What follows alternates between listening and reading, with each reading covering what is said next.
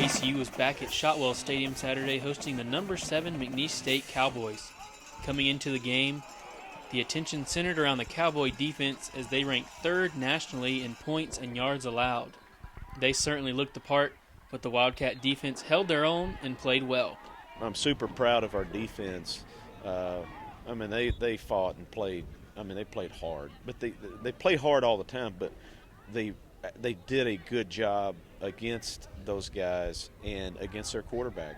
The ACU defense held the Cowboys to 306 yards of offense and only allowed 1 touchdown, a run by quarterback Daniel Sams early in the second half.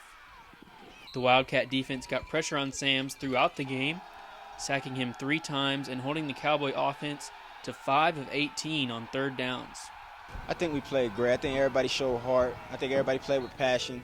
But I think there's always you always feel like you could have done a little bit more when you don't get the win. It's hard to say Jabari Butler could have done much more, picking off 2 passes as part of the 5 turnovers the Wildcats forced. Butler now has 6 interceptions on the season with 3 games left to play. You've seen probably, out of his interceptions, you see, probably 5 of them were him adjusting to the ball better than the receiver did. And you need pressure in order to create that, but you need a guy on the back end that's able to adjust and do a good job. Dallas Seeley made the first start of his Wildcat career against the vaunted McNeese State defense.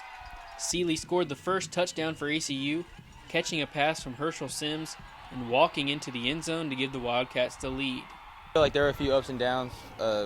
We got into, their side of the field a lot, and we didn't convert when we should have. But I feel like overall as a team we played a good game, and we challenged one of the top teams in the country. So I'm proud of everyone's effort.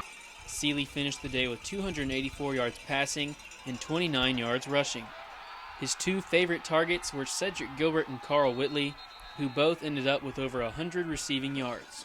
He put together a 2-play drive there at the end. How about that? Threw the couple of deep balls and made good decisions on both of those. So, by and large, I'm proud of the way he played. He's going to play better, but he did a good job today. The Wildcat offense did get the ball back with a chance to take the lead late in the game, but were unable to convert. McNeese went on to win by the 15-13 final. A lot of good things that happened today, a bunch of good things that happened.